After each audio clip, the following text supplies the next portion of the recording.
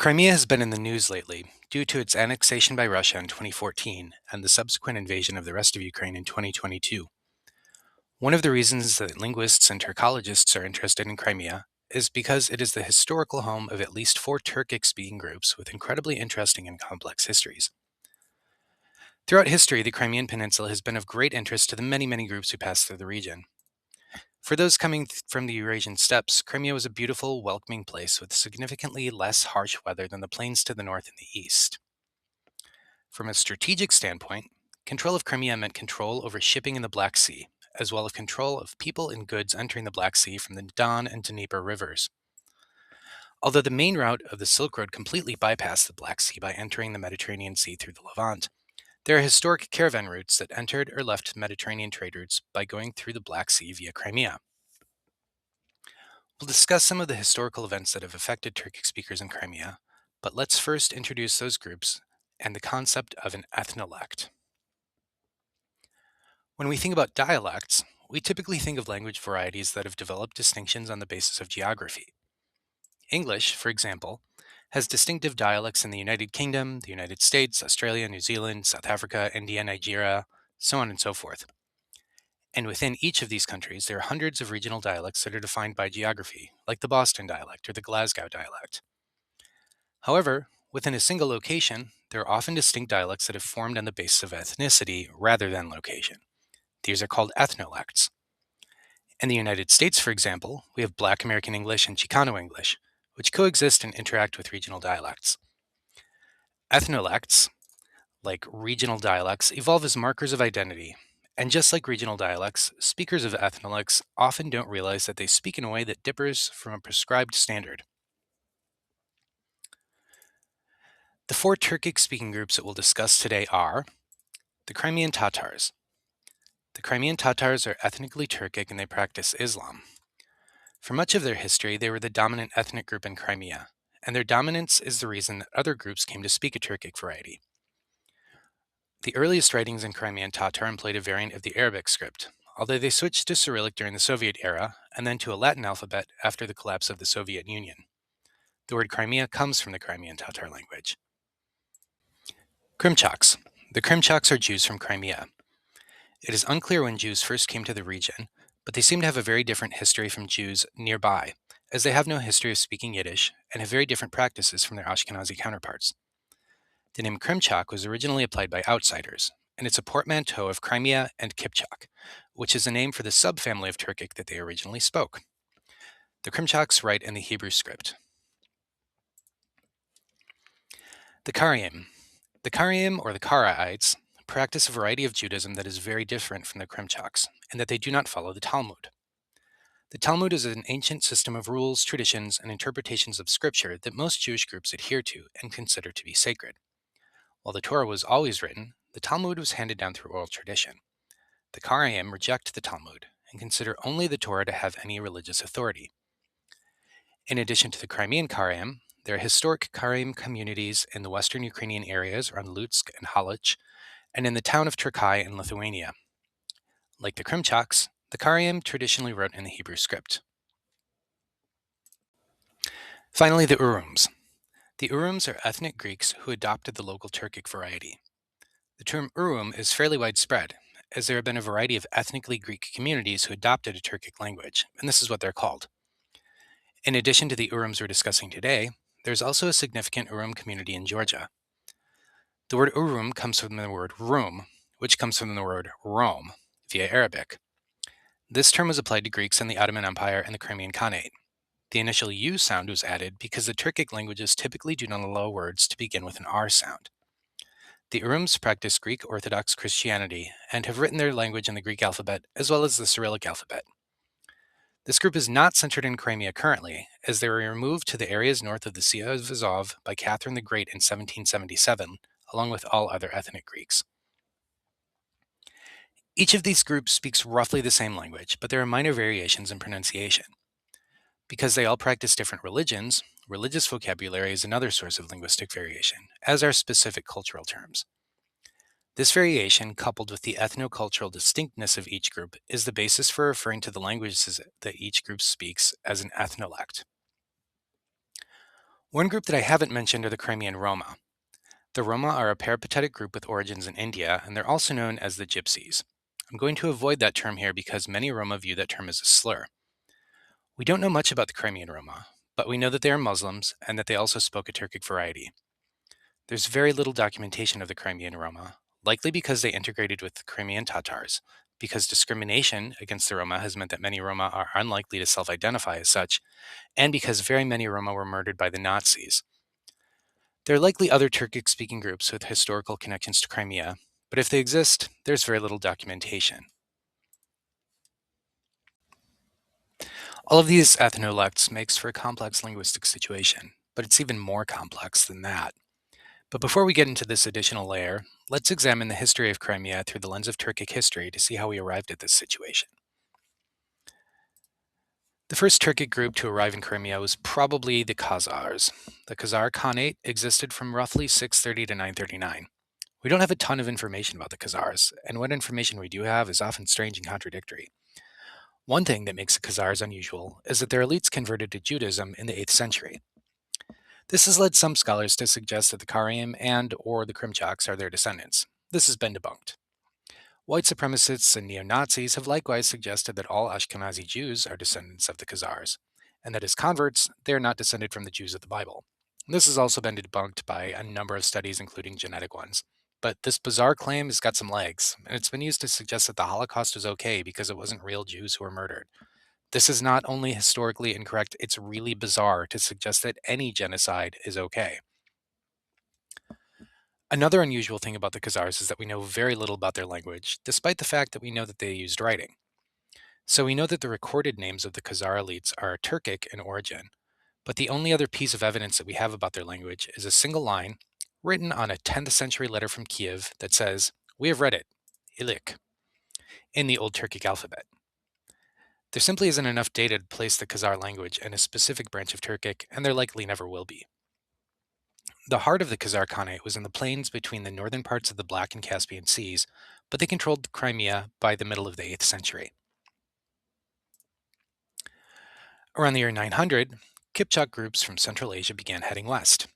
They eventually created settlements around the Black Sea, including in Crimea. They formed a loose confederation that was called Dashti Kipchak, or Steppe of the Kipchaks in Muslim sources, and Komania in Christian sources. Traders from the Mediterranean were deeply interested in maintaining trade relations with the peoples around the Black Sea because they often had access to goods from Central Asia and beyond. They were also interested in converting these peoples to Christianity. As a result, Genoese traders and others began creating the Codex Cumanicus between 1100 and 1200. This codex consisted of a dictionary in Latin, Cuman, and Persian, as well as collections of translated prayers, riddles, and other linguistic and cultural material. This is the earliest known attestation of the Turkic language in the Kipchak branch. By the middle of the 13th century, the Mongols under Genghis Khan had conquered all of Cumania, including Crimea. The Mongol Empire was multi-ethnic and multilinguistic, and largely tolerant to the various ethnic and linguistic groups they conquered. Turkic speakers were among the elites in the Mongol Empire. After Genghis Khan's death, the Mongol Empire was divided, and the portions that contained Crimea became the Golden Horde. The Golden Horde existed in a state of conflict with European powers to the west, including the Russian princely states and the Polish-Lithuanian Commonwealth. Vytautas the Great, Grand Duke of Lithuania, was able to take over land bordering the Black Sea and established a presence in Crimea. In 1397, he invited the Crimean Karaim to settle in Turkey, a town near Vilnius. This established a Karaim presence in the town that exists to this day. As the Golden Horde weakened, various factions broke away and created their own states. Combined with efforts by the Russian princely states to rid themselves of the Mongol yoke, this led to the dissolution of the Golden Horde. In 1441, Haji Garai successfully defeated the Golden Horde and created the Crimean Khanate. The official language of this Khanate was Crimean Tatar. The exact extent of this Khanate varied as Greeks and Genoese established colonies along the southern edge of Crimea, and the northern portions, which extended far beyond Crimea proper, were under constant threat from the Russians and other successor states of the Golden Horde. Not long after the establishment of the Crimean Khanate, a new threat arose. In 1475, the Ottoman Empire conquered the Greek and Genoese colonies in the south of Crimea and placed that territory under direct administration. The rest of the Crimean Khanate was made a vassal state. From this date on, Ottoman Turkish became an important linguistic presence in the south of Crimea. Remember this for later in the video. Fast forward to 1774, when the now mighty Russian Empire defeats the Ottoman Empire and makes the Crimean Khanate its own vassal state. The situation lasts only a few years, as the Russian Empire formally incorporated all of the territory of the Crimean Khanate in 1783. The last Khan of the Crimean Khanate, Shahin Garay, was allowed to move to Istanbul, where he hoped to find refuge. Instead, the Ottoman Sultan had him executed as a traitor. While the Crimean Khanate was still a vassal state, Catherine the Great had all ethnic Greeks, including the Urums, relocated from Crimea to the north of the Sea of Azov near Mariupol. Fast forwarding again to the 20th century, World War II and subsequent events had a major impact on the ethnic and linguistic makeup of Crimea. During Nazi occupation, the Nazis murdered around 6,000 Krimchaks, which was 70% of their population at the time. The Karaim had petitioned the Nazi government to be considered separate from the Jews, and they were granted an exception and were supposed to be exempt from extermination. That being said, troops in Crimea and elsewhere were unaware of the differences between the Krimchaks and the Karaim, and many Karaim were also murdered. Joseph Stalin reacted to the horrors of the Holocaust by engaging in his own ethnic cleansing. Starting in 1942, he ordered the expulsion of the Greeks from the Black Sea region. This seems to have had little effect on the Urums. In 1944, he ordered the ethnic cleansing of Crimean Tatars from Crimea in an event called the Surgun. Stalin collectively punished the entire population because some Crimean Tatars had collaborated with the Nazis. Most Crimean Tatars were forcibly relocated to Central Asia, mostly Uzbekistan, and many died during this relocation. Many of the surviving Roma, Jews, and Karaim were caught up in this ethnic cleansing as well. Ethnic Russians were encouraged to settle Crimea to establish a loyal population and to rebuild after the war and ethnic cleansing. The Greeks and Crimean Tatars were not alone in facing this ethnic cleansing. Other campaigns targeted Volga Germans, Koreans, Finns, Norwegians, Jews, Kalmyks, Bakhars, Italians, Karachais, Muscovite Turks, Karpapaks, Poles, Chechens, and Ingush. When Israel became independent in 1948, many of the surviving Krimchaks and Karaim who were able to emigrated to Israel to escape further persecution. Almost all of the population of Israel speaks modern Hebrew, so it is likely that Krimchak and Karaim are extinct in Israel. In 1954, Leonid Brezhnev transferred Crimea from the Russian Soviet Socialist Republic to the Ukrainian Soviet Socialist Republic. This is one of the many causes of the modern war in Ukraine. In 1989, the Crimean Tatars were granted permission to return to Crimea, and 260,000 of them did so.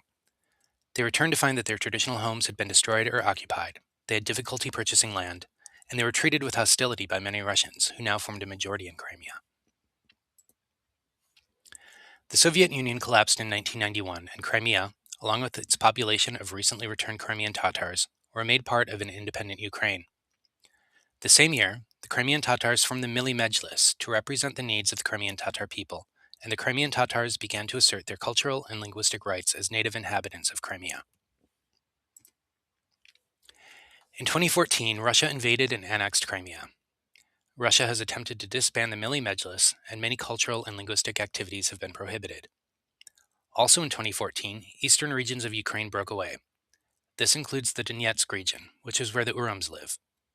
In 2022, Russia launched a full-scale invasion of Ukraine. As you can see, the history of the Turkic peoples of Crimea is complex and often tragic. But I want you to recall what happened in 1475. That's the year that the Ottoman Empire annexed the southern coast of Crimea and made the Crimean Khanate a vassal state. Starting in that year, Ottoman Turkish, which is an Oghuz Turkic language, came to be spoken alongside the Crimean ethnolects, which were originally Kipchak Turkic languages. The two families have a lot in common, and it's not very hard for a speaker from either branch to learn a language from the other. But there are some significant differences.